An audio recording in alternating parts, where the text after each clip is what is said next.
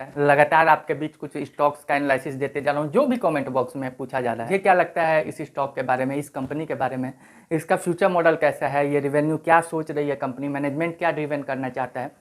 तो ये सारी चीज़ों में अपने वीडियो के जरिए आप लोगों के बीच शेयर करते रहता हूँ। कल देखे होंगे कि जोमेटो का जो एक्सरसाइज मैंने किया था, तो उसके बाद कल ही 20% का इंक्रीमेंट देखने को मिला।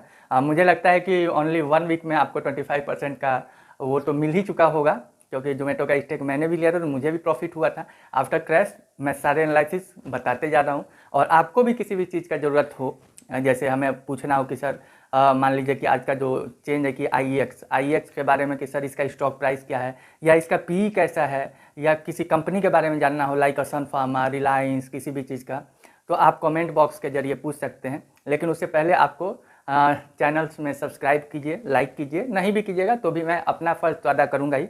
आप अपने फ़र्ज़ से कितना विमुख होते हैं ये आप बताइए मुझे। और नाउ एक चीज़ और मैं बता देता हूँ, लोग सोचते हैं कि सर बहुत लंबा वीडियो हो जाता है। मेरे भाई, किसी कंपनी को जानने के लिए यदि आपके पास आधा घंटा का समय नहीं है तो आप कैसे किसी भी चीज़ पे पैसा लगा सकते हो। सो प्लीज़ कंपनी के आउटलुक को समझे बिना कभी भी पैसे पे इन्वेस्ट मत करें। टाइम दे, यदि मेरा वीडियो नहीं सही लग रहा है मत देखें, लेकिन खुद से समय दें, एनुअल चार्ट पढ़ें, कंपनी के बारे में जानें, कंपनी के मैनेजिंग डायरेक्टर के बारे में समझें। किसी भी स्टॉक का सिलेक्शन करना यदि इतना आसान होता कि 2 मिनट या 5 मिनट में, तब तो यार दुनिया का कोई भी काम होता ही नहीं, केवल स्टॉक मार्केट ही चलता ना। कितना आसान होता। इसलिए थोड़ा सा पेशेंस रखें, कंपनी के बारे में जानें, कंपनी के ओवरव्यू के बारे में जानें, उसके फंडामेंटल्स, उसके जितने भी चीज़ हैं, थोड़ा बहुत, ज़्यादा नहीं तो कम से कम थोड़ा बहुत जानिएगा ना, तो आपको पता चल जाएगा कि हाँ ये कंपनी मेरे लिए सूटेबल है या नहीं है, क्या मेरा पैसा इसमें ग्रो करेगा या नहीं करेगा। ये आपको तभी आंसर मिलेगा जब आप कंपनी के बारे में समझिएगा, उसके बिजनेस को समझिएगा। यदि धंधे समझे नहीं तो धंधा पैसे कैसे लगा सकते हो यार। ठीक है, ओके। नाउ अभी स्टार्ट करते हैं हम कंपनी के IEX मॉडल के बारे में, कि यदि IEX है, IEX इतना गिरा क्यों है, ये सारी चीज़ें हम समझेंगे। IEX तो किस चीज़ का खतरा दिख रहा है, जो इन्वेस्टर इसमें से थोड़ा बहुत ब्रेकआउट कर रहे हैं, प्रॉफिट बुकिंग कर रहे हैं, क्या सही में IEX किसी बड़े फेज प्रॉब्लम से गुजरने वाला है। और तो आज हम इसीलिए, और मुझे पूछा भी है, बहुत लोगों ने प्रश्न किया कि सर IEX थोड़ा सा बता दो, क्या सही समय है लेने लायक या नहीं लेने लायक, या क्या दिक्कत हो रही है। तो मैंने बोला भाई ये तो मैं नहीं बता सकता कि IEX लेने लायक है या नहीं है, बट हाँ ये बता सकता हूँ कि IEX में क्या प्रॉब्लम है, IEX में क्या दिक्कत हो सकती है, IEX आगे चल के क्या कर सकता है, IEX अपना रेवेन्यू कैसे जनरेट कर रहा है, ये सारी चीज़ मैं बता सकता हूँ। और हाँ अपना व्यू भी बता सकता हूँ कि मुझे IEX में मैं बाय हूँ या मेरा पोजीशन नहीं है, यदि है तो कितना है, नहीं है तो क्यों नहीं है, ये सारी चीज़ें मैं बता सकता हूँ। बट आपके बारे में मैं नहीं बता सकता, वो डिसीजन आपको लेना होगा। ओके, नाउ स्टार्ट करते हैं।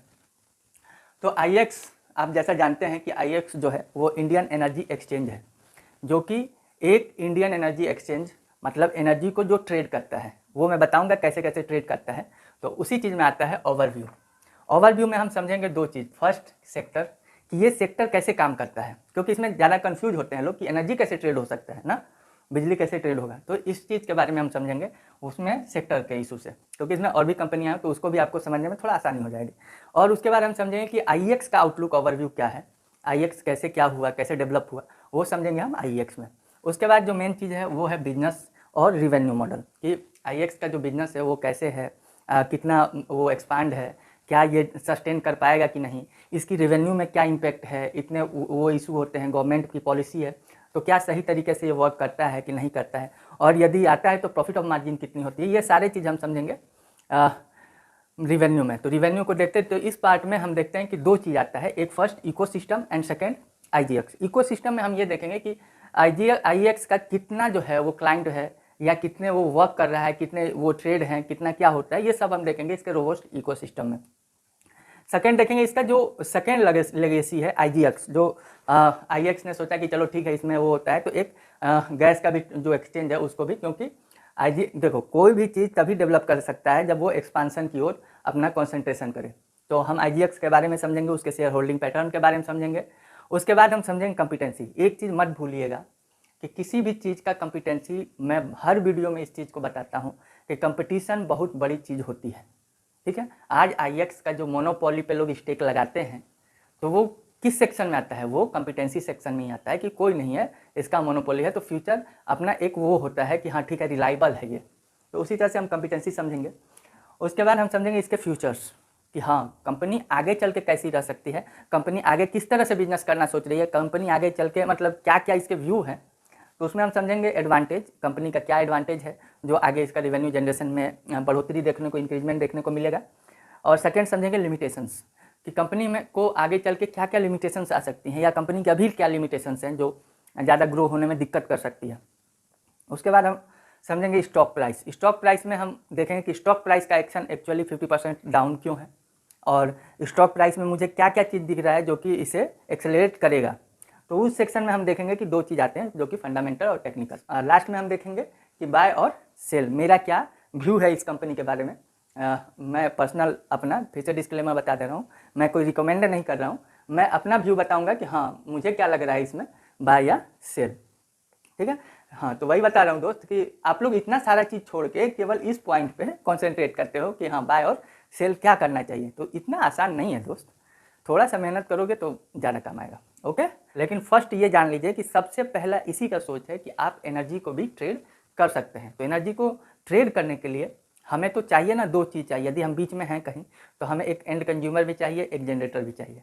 तो जी हाँ दोस्त, तो एंड कंज्यूमर और जनरेटर, तो जब हम बात करेंगे तो जनरेटर जो होते हैं, इलेक्ट्रिसिटी जो जनरेटर होते हैं, जैसे कि एनटीपीसी हो गया, जितने भी चाहे पावर ग्रिड हो गया, ये सारे चीज़ें जो हो गए ये जनरेटर होते हैं जो इलेक्ट्रिक को जनरेट करते हैं। और ये किसको सेल करते हैं, तो ये सेल करते हैं जो ट्रांसमिशन कंपनीज हैं, ठीक है, या डिस्ट्रीब्यूशन कंपनी जो है उनको सेल करते हैं। तो ये जो सेल होता है ना, ये सेल से कहीं ना कहीं IEX का जन्म होता है। ठीक है, ये जो सेल होगा ये IEX के जन्म होंगे। इसको हम कहते हैं आपको जेनकोज, ठीक है, और इसको कहते हैं डिस्कॉम्स, जिसमें ये आपकी स्टेट बोर्ड जितनी होती है वो आ जाती हैं, जैसे साउथ बिहार हो गया, पंजाब हो गया, गुजरात, जो ये खरीदते हैं किसी भी इलेक्ट्रिसिटी को, जो कि जनरेटर होते हैं। तो first generator and second transmission या डिस्ट्रीब्यूटर। और ये पैसे कहाँ से कमाएंगे, तो जब ये डिस्ट्रीब्यूशन करते हैं और जो आपका जो घर में जो मीटर लगे रहते हैं उससे जो बिलिंग होती है उससे इनका रेवेन्यू जनरेट होता है। और ये आपके बिलिंग से कोई मतलब नहीं है इनका, ठीक है, इनको है।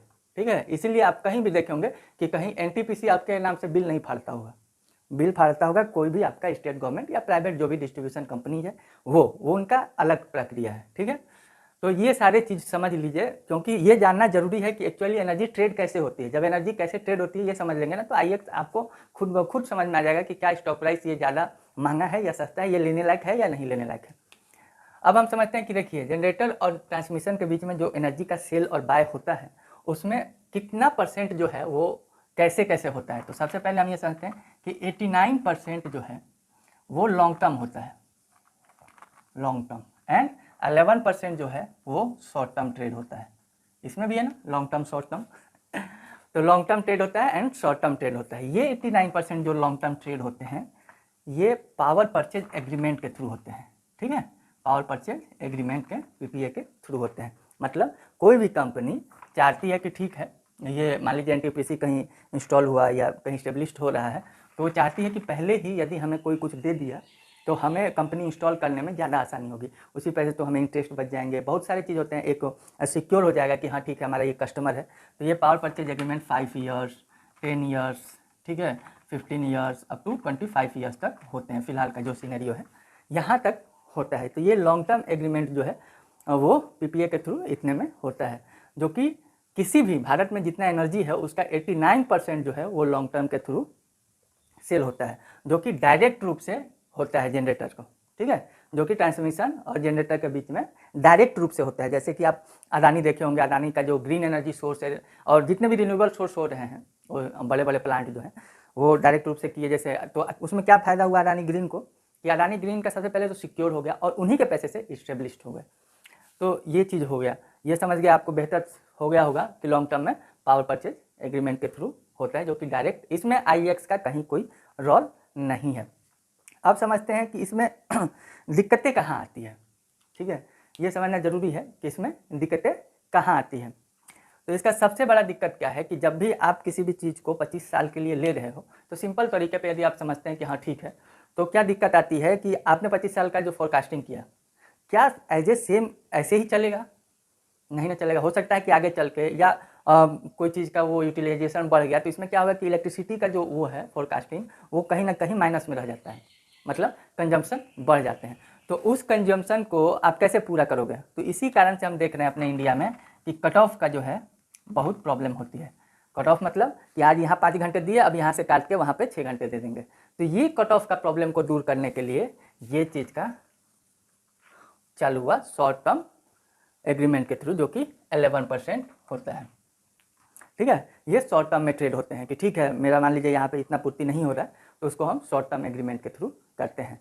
और इस शॉर्ट टर्म एग्रीमेंट में 11% से दो टर्म्स में आते हैं, एक 5% एंड वन इज 6%। तो ये 6% जो है ये भी कहीं ना कहीं डायरेक्ट परचेज होता है। ठीक है, डायरेक्ट परचेज होता है। वो बताएंगे कि शॉर्ट टर्म ट्रेड का वो कैसे है कि कैसे होता है, बट एंड 5% जो है वो आपका ट्रेड होते हैं कहाँ पे, या तो IEX में या तो PXL में, जिसमें कि 4.92% IEX पे ट्रेड होते हैं और 0.08% और अदर्स में। तो ये इसलिए ये इतनी अच्छी कंपनी है क्योंकि जो शॉर्ट टर्म ट्रेड है अप्रॉक्स 90% एवब केवल इसका अपना मार्केट शेयर है। अब ये यहाँ से IEX जो है हमें कहीं ना कहीं इस चीज़ में पिक्चर में आते हुए दिख रहा है। अब कहोगे कि सर बचा कितना यार, 100 में तो केवल मात्र 5% में भी 4.92% केवल इंडियन एनर्जी एक्सचेंज पे ट्रेड कर रहा है, वो भी कभी ख़त्म हो गया तो क्या होगा? हाँ, ये प्रॉब्लम तो है, लेकिन ऐसा होना मुश्किल दिखता है। क्यों? क्योंकि कभी भी 25 साल के लिए कोई चीज़ होती है तो वो सस्टेन करना तो होता है, ठीक है, लेकिन इसमें दोनों तरफ का फ्लेक्सिबिलिटी नहीं बन पाता। ठीक है, मान लीजिए कि कहीं कंजम्पशन जान रहा है, हमें और चाहिए तो यहाँ ज़्यादा दे रहे हैं ना, तो यहाँ इसलिए हर समय ये कहीं ना कहीं डिक्रीज होते हुए इंडियन मार्केट में दिखेगी। वो क्यों? क्योंकि अदर कंट्रीज में हम देखते हैं तो 30% to 80% एनर्जी जो है वो ट्रेड होते हैं, ना कि PPA के थ्रू होते हैं। जो भी जितने भी डेवलपिंग कंट्री हैं, देखिए सिस्टम जितना भी फ्लेक्सिबल रहेगा ना, ठीक है, सिस्टम जितना फ्लेक्सिबल रहता है उतना वर्किंग अच्छी होती है, उतनी इफिशियंसी ज़्यादा होती है। और जितना सिस्टम जो है नॉन फ्लेक्सिबल होता है उतनी प्रॉब्लम फेस करनी पड़ती है, करप्शन उसी में बढ़ते हैं। ठीक है, तो इसलिए हमें लगता है कि ये जो चीज़ है घटेगा, और ये घटेगा तो कहीं ना कहीं IEX, चूँकि IEX इसमें सबसे ज़्यादा शेयरिंग है तो वो इन्हें फ़ायदा पहुँचेगा। तो यहाँ से हम समझते हैं कि अब जो है शॉर्ट टर्म ट्रेड में एक्चुअली कौन कौन सा सीनेरियो होता है जिससे कि शॉर्ट टर्म ट्रेड किया जाए। तो शॉर्ट टर्म जो है, शॉर्ट टर्म जो कि हम जानते हैं कि 5% ओनली ट्रेड होता है, जिसमें IEX का 4.92% शेयर है। ठीक है, बट शॉर्ट टर्म ट्रेड कैसे होते हैं ये तो समझना जरूरी है ना, पूरा वो समझ लेते हैं। तो शॉर्ट टर्म 3 तरह से ट्रेड होते हैं, एक DAM, एक TAM, मतलब day after market, day ahead market ये होता है, और एक होता है RAM। ठीक है, ये 3 चीज़ जो होती हैं वो ट्रेड होती हैं शॉर्ट टर्म, मतलब 3 चीज़ ऐसे प्रोसीजर है वर्किंग करने का, ये 3 चीज़ नहीं, ऐसे प्रोसीजर हैं जो कि ट्रेड होते हैं। डे अहेड मार्केट में क्या होता है कि यदि हमें कल चाहिए, ठीक है, कल चाहिए यदि 1 घंटा 15 मिनट 20 मिनट के लिए, तो उसमें क्या होगा कि हम इस थ्रू से आते हैं कि ठीक है हमें कल चाहिए, तो एक दिन जो पहले, ठीक है, 1 डे बिफोर जो होगा वो डे अहेड मार्केट में होगा, चाहे आप वो 1 आवर के लिए लिए या 15 मिनट के लिए लिए या कितने समय के लिए भी लिए, लेकिन आपको जो है एक दिन पहले ये कंट्रोल करना होगा कि नहीं डे आफ्टर अहेड मार्केट में हमें इतना चाहिए। तो ये जो ट्रेड होता है ये शॉर्ट टर्म में होता है। ठीक है, अब एक होता है, क्या होता है कि अप टू 11 आवर्स या अप टू 1 वीक मान लीजिए कि ये आपको देना रहता है, सॉरी ये थर्ड है real time market. Real time market में क्या होता है दोस्त कि इसमें विदिन 1 आवर, मान लीजिए कोई इमरजेंसी है या कोई भी चीज़ है तो इसमें विदिन 1 आवर्स हमें इलेक्ट्रिसिटी प्रोवाइड करनी पड़ती है। तो ये 3 तरह से शॉर्ट टर्म में हमें ट्रेड करने के लिए प्रोसीजर दिया गया है, day ahead market, term ahead market and real time market. Day ahead market में 1 डे बिफोर बताना पड़ता है कि हमें कितना चाहिए, टर्म अहेड मार्केट में 1 वीक बाद, ये टर्म्स के थ्रू होता है कि आपको कितना क्या चाहिए, और रियल टाइम मार्केट में विदिन 1 आवर यदि कोई इमरजेंसी है तो उसके थ्रू ट्रेड करके हमें इलेक्ट्रिसिटी उपलब्ध करानी रहती है। तो ये सारी प्रोसीजर हमने समझा कि शॉर्ट टर्म में ट्रेड कैसे होते हैं। IEX जो है वो थर्मल एनर्जी ट्रेड करता है, उसके बाद green energy term ahead trade करता है। ठीक है, green energy term ahead market trade करता है। उसके बाद फिर ये रिन्यूएबल सर्टिफिकेट्स इनके अंदर आता है, और उसके बाद फिर 4th नंबर पे हम समझते हैं कि इसका जो भी पावर सेविंग जो मोड है सर्टिफिकेट का, ठीक है, एनर्जी सेविंग सर्टिफिकेट जो है वो भी IEX के थ्रू आता है। तो IEX का वर्क जो है ये 4.92% में ये 4 चीज़ों से आते हैं शेयरिंग में, thermal, green term ahead market, renewable energy certificate and energy saving certificate. तो ये पूरा हमने समझा कि IEX का वर्किंग क्या होता है, IEX एनर्जी ट्रेड करता है, तो एनर्जी कैसे ट्रेड होता है, ये सारे चीज़ हमने इस ओवरव्यू आउटलुक में समझा। तो ये रही आपके बस ओवरव्यू थिंकिंग से कि हाँ एनर्जी ऐसे ट्रेड होता है।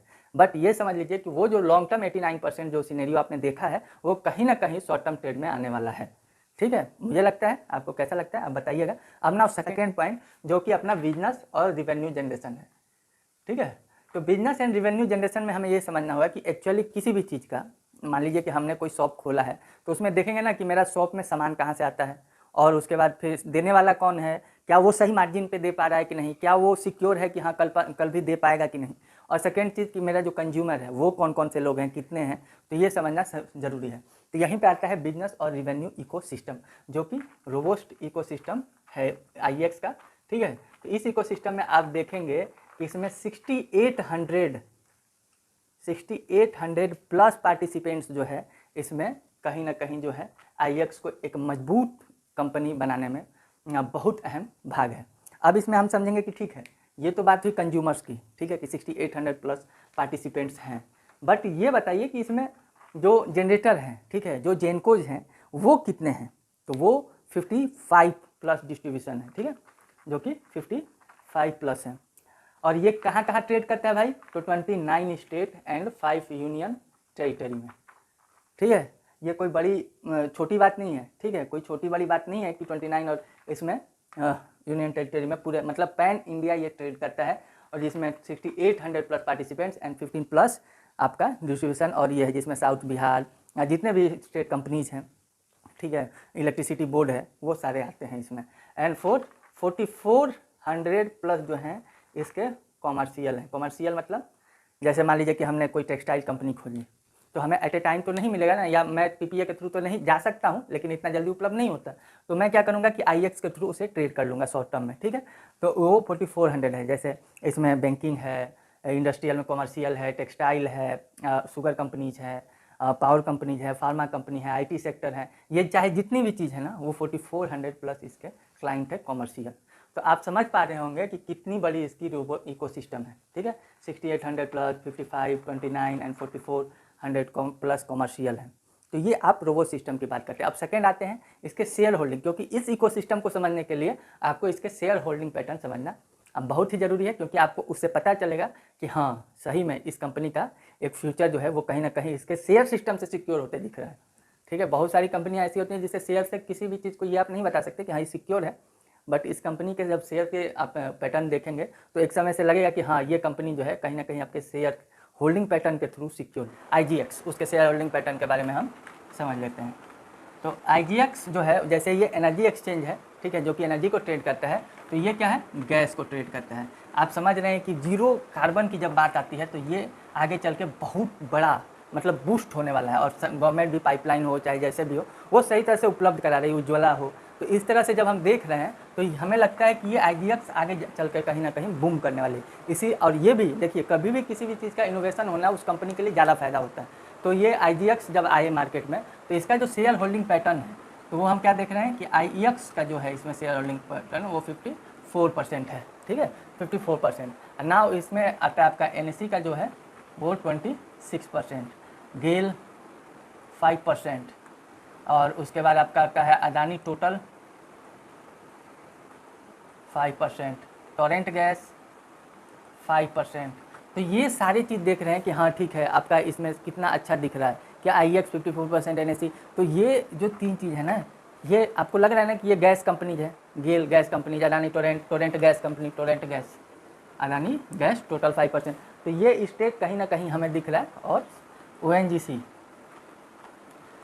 जब आप किसी भी चीज़ में हो और आपको उसी चीज़ का पार्टनर मिल रहा है तो आपके उसके चैन का कहीं ना कहीं बेनिफिट मिलेगा, क्योंकि ये एक्चुअली जो है इनमें कहीं कोई डिस्ट्रीब्यूशन है और कोई जनरेटर है। तो जब हम इस डिस्ट्रीब्यूशन की बात करते हैं तो ये खुद एक क्लाइंट हो गए IGX के, क्योंकि ये इसमें पार्टनर है। ये तो ये देखेंगे ना कि हाँ ठीक है, इस कंपनी से जितना बेनिफिट होगा उसमें मेरा भी तो हिस्सा आएगा। तो कंज्यूमर भी हैं और उसके पार्टनर भी हैं। तो ये चीज़ IGX को कहीं सिक्योर करता है कि ये आगे चल के एक बिग कंपनी में इन्वॉल्व हो सकती है और ये हो सकता है। इसका मैं कभी एक्चुअली एथी में वीडियो बनाऊंगा फुर्सत में कि हाँ ठीक है, केवल IGX के बारे में। फिलहाल आप शॉर्ट में ये समझ लीजिए कि ये IGX का जो सब्सिडी कंपनी है, जिस सब्सिडी क्यों, क्योंकि इसमें IGX का 54% हिस्सेदारी है। यदि यहाँ से ये प्रॉफिट जनरेट करती है तो ये जो चीज़ है ये आपको यहाँ लेजर में शो होगा। तो इससे पता चलता है कि नहीं, वर्किंग और कंपनी का मैनेजमेंट बार बार कंपनी को एक आगे एक्सपांसन की ओर दिख रहा है, क्योंकि बैठे बैठे रहना और उसी धंधे पे रहना, आप ओल्ड फैशन से बाहर निकल जाओगे। तो एनर्जी R&D सही है, इसका डिस्ट्रीब्यूशन लाइन सही है, कंपनी का मैनेजिंग सही है, तभी तो ऐसे सब सोच और डेवलप कर रही है। थर्ड एंड मेन पॉइंट, कोई भी इसमें पॉइंट ऐसे नहीं होते भाई, नहीं तो हम भी छोड़ ना देते, स्किप ना कर दिए रहते हैं। कंपिटेंसी इस सेक्टर के लिए नहीं, इस कंपनी के लिए बहुत बड़ी चीज़ है। देखिए, सेक्टर के लिए कभी भी कंपटीशन बड़ी चीज़ नहीं होती, कंपनी के लिए होता है, स्पेसिफिक उस कंपनी के लिए होता है। तो हमने देखा है कि IGX एक मोनोपोली स्टॉक है, ठीक है, बहुत दिनों से सुनते आ रहे हैं ना। क्या मोनोपोली अभी भी है या नहीं है? क्या IGX के मोनोपोली को इनडायरेक्ट वे में किसी ने चैलेंज किया है या नहीं किया? ये सारे आंसर आपको कॉम्पिटेंसी सेक्शन में मिलेंगे। तो IGX का जो वैल्यूएशन था, इतना हाई था, वो किस कारण से था? तो मोनोपोली कारण से था कि चाहे इस चीज़ में जितना ग्रोथ होगा वो कहीं ना कहीं IGX को बेनिफिट देके जाएगा। बट ये कहीं ना कहीं थोड़ा सा फियर का कारण हो गया है। केवल कॉम्पिटेंसी सेक्शन IGX को एक फियर के उसमें गियर में डाल चुका है। पहले हम देखते थे कि दो कंपनी है, IEX and PXL, but now अब तीसरी कंपनी आ गई है जो कि HPX है, और इसने IGX को खुले रूप से कहा है, खुले रूप से नहीं, इनडायरेक्ट वे से, कि मैं IGX को चैलेंज करता हूं कि मैं आपका मोनोपोली ब्रेक करूंगा। क्या? मैं आपका मोनोपोली ब्रेक करूंगा। तो ये कहाँ तक सही है? इस पूरे सेक्शन के लिए मुझे आपके लिए एक और नई वीडियो बनाऊंगा, जो कि हो सकता है कि कल डल जाए, ठीक है, क्योंकि ये इस वीडियो में डाल देंगे तो ज़्यादा लंबा हो जाएगा और ये चीज़ ज़्यादा इम्पेक्ट करेगी IGX को। तो इस चीज़ के बारे में जानने के लिए मैं एक प्रॉपर वीडियो बनाऊंगा। फिलहाल आप यही समझिए कि आप HPX हो या IGX हो, उसको समझना ज़रूरी है। तो इस कॉम्पिटेंसी सेक्शन को समझ के आप इन्वेस्ट करना, IGX में करना हो तो, यदि HPX में करना हो, चाहे जिधर भी करना हो। बट मैं विदाउट कॉम्पिटेंसी IGX में नहीं जाने वाला हूँ। तो फिलहाल मैं यहाँ पे यही समझा देता हूँ कि IGX का जो मेन कॉन्सेंट्रेशन बिंदु है अभी, वो कॉम्पिटेंसी सेक्शन है। इसलिए आप इस कॉम्पिटेंसी सेक्शन को जरूर देखिएगा। मैं कल तक इस वीडियो को उपलब्ध करा दूंगा। उसके लिए आपको चैनल को सब्सक्राइब और नोटिफिकेशन बेल आइकन को हिट करके रखिएगा। ये मैं इसलिए नहीं बोल रहा हूँ कि हाँ ठीक है आप मेरे चैनल को सब्सक्राइब करें या ये, उससे हमें कोई प्रॉब्लम नहीं है दोस्त। लेकिन हाँ, ये मैं बता देता हूँ कि विदाउट कॉम्पिटेंसी सेक्शन को समझे आप IGX में थोड़ा देर, 2 दिन के लिए रुक जाना यार, देख लेना और उसके बाद इन्वेस्ट कर लेना, ठीक है। आप एक बड़े बिग प्रॉब्लम और बिग फ्यूचर व्यू से बच पाओगे, ठीक है। तो इस सेक्शन को मैं लेटर ऑन वीडियो में कवर कर दूंगा और बाद में जब मैं बना दूंगा तो इस वीडियो के डिस्क्रिप्शन में भी डाल दूँ। तो फर्स्ट पॉइंट समझते हैं कि सौभाग्य स्कीम जो लॉन्च किया गया भारत की तरफ से कि 100% हाउस को इलेक्ट्रिसिटी पहुंचाना 2025 तक, ये इलेक्ट्रिसिटी के कंजम्पशन को बढ़ाता है और जब बढ़ाएगा तो वो ट्रेड भी होगा। और सेकेंड पॉइंट जो होता है कि अदर जो डेवलपिंग कंट्रीज़ हैं, उनमें 40 to 80% इलेक्ट्रिसिटी ट्रेड होता है, जबकि इंडिया में कितना होता है? ओनली 11%। उसमें भी 6% डायरेक्ट ट्रेड होते हैं एंड 5% जो यहाँ ट्रेड होते हैं, जिसमें कि 4.92% मार्केट शेयर IGX के पास है। तो जब ये चीज़ ग्रो करेगा इंडिया में, तो आपको क्या लगता है कि IGX ग्रो नहीं करेगा? क्योंकि अभी जो है मार्केट शेयर अप्रॉक्स 90% प्लस जो है वो IGX के पास है। थर्ड पॉइंट में आते हैं तो इंडिया में जो पर कैपिटा है वो 1181 यूनिट्स है। उम्मीद किया जा रहा है कि इसमें भी कहीं ना कहीं 30 to 40% का इंक्रीमेंट देखने को आने वाले 4 सालों में मिलेगा। जब 40% इंक्रीमेंट पर कैपिटा में होगा तो क्या IGX में भी होगा? ये आप हमें कमेंट बॉक्स में लिख के जरूर बताइएगा। और मेन की पॉइंट पे आते हैं, जब हम फोर्थ पॉइंट पे, तो हम ये देखते हैं कि IGX जो है अब अपने 29 स्टेट्स और 5 यूनियन टेरिटरीज में नहीं रह गया है, अब ये अदर कंट्रीज में भी अपने पैर पसारना चालू कर चुका है। जैसे कि साउथ अफ्रीका में कुछ पावर प्रोजेक्ट को ट्रेड करने के लिए बात हुई, जैसे नेपाल हो गया, ये बांग्लादेश हो गया, इनमें भी कहीं ना कहीं अब इसकी डाइवर्सिफिकेशन बढ़ते जा रही है। तो ये भी कहीं इसके बैलेंस शीट और फंडामेंटल्स में इम्पेक्ट करने को दिखेगा। अब आते हैं फिफ्थ चीज़ में, तो इसका जो की पार्टनर है जिसमें 54% का होल्डिंग रखा है कंपनी, वो है IGX। ये भी आने वाले जीरो कार्बन के जो तहत वर्क हो रहा है उसमें भी इसमें ग्रो दिखेगा। जब इसमें ग्रो दिखेगा तो क्या IGX में भी दिखेगा कि नहीं दिखेगा? ये सारे चीज़ फ्यूचर में सिक्योर करता है कि IGX का जो फ्यूचर है वो कहीं ना कहीं ब्राइट करता है। बस लिमिटेशंस क्या हैं? इसके दो लिमिटेशंस हैं। फर्स्ट लिमिटेशन कि IEX जो है वो गवर्नमेंट के पॉलिसीज़ के रूप में थोड़ा बहुत इम्पैक्ट करता है, क्योंकि गवर्नमेंट की पॉलिसी क्या रहती है डिस्ट्रीब्यूशन में, ट्रेड में, तो इससे थोड़ा सा वो इन्फ्लुएंस हो सकता है। सेकेंड, क्या ये कॉम्पिटेंसी सेक्शन वाला इसमें मोनोपोली रहेगा या नहीं रहेगा, लेकिन ये कॉम्पिटेंसी सेक्शन इसको इतने रूप से इम्पैक्ट नहीं करेगा, क्योंकि जब सारे की पॉइंट जो है इसमें मार्केट शेयर बढ़ेगा तो IEX का भी मार्केट शेयर बढ़ेगा। बाकी मैं कॉम्पिटेंसी के लिए अगले नेक्स्ट लेटर ऑन वीडियो में आपको बताऊँगा। अब आते हैं स्टॉक प्राइस फंडामेंटल्स और टेक्निकल पे। तो जब भी हम फंडामेंटल्स बात करते हैं तो IEX का जो सेल्स है या ऑपरेटिंग प्रॉफिट है या नेट प्रॉफिट है वो कहीं ना कहीं ग्रो करते हुए दिख रही है, लेकिन इन 2 सालों में मुझे जितने तरह से ग्रो होते हुए IEX दिख रहा था उतना कुछ इनलाइन इसमें भी दिख रहा है। तो क्या कारण है? इसमें हम देख रहे हैं कि जो PE उतने वैल्यूएबल थे थोड़ा सा करेक्ट हुआ है, और 50% क्यों करेक्ट हुआ है वो तो मैं बार बार बता रहा हूँ, आपको कॉम्पिटेंसी सेक्शन में बताऊँगा क्योंकि वीडियो बहुत लंबा हो जाएगा। और तो फंडामेंटल्स ठीक है, इनलाइन है। टेक्निकल अभी बियरिश है, शॉर्ट टर्म हो या लॉन्ग टर्म हो। टेक्निकल मुझे RSI का इंडिकेटर चाहे जो है वो सारे बियरिश दिख रहे हैं। फंडामेंटल इनलाइन है, बैड नहीं कह सकते। ग्रोथ थोड़ा बहुत इसका एबिटा हो या प्रॉफिट मार्जिन हो, ये थोड़ा बहुत कमज़ोर हुए हैं। कमज़ोर इन द सेंस जितने से ग्रो होने चाहिए उतने से नहीं हुए हैं। तो इस सिनेरियो में मैं IEX में रही बात अब बाय एंड सेल करने की, तो मैं अभी इसमें कोई स्टेक ना बढ़ाना चाहता हूँ, और क्योंकि होल्डिंग में नहीं है तो घटाने की तो बात ही नहीं आ रही है। मेरे तरफ से IEX में कोई मैं मूड नहीं बनाया हूँ कि हाँ ठीक है IEX में अभी फ़िलहाल मैं स्टेक लूँगा। वो मैं कॉम्पिटेंसी सेक्शन के एनालिसिस के बाद में क्लियर हो पाऊँगा कि हाँ IEX में मुझे स्टेक लेना है या नहीं लेना है। तब तक के लिए थैंक यू, और जैसे ही मैं वीडियो बनाऊँगा इसके डिस्क्रिप्शन बॉक्स में मैं आपको डाल दूँगा।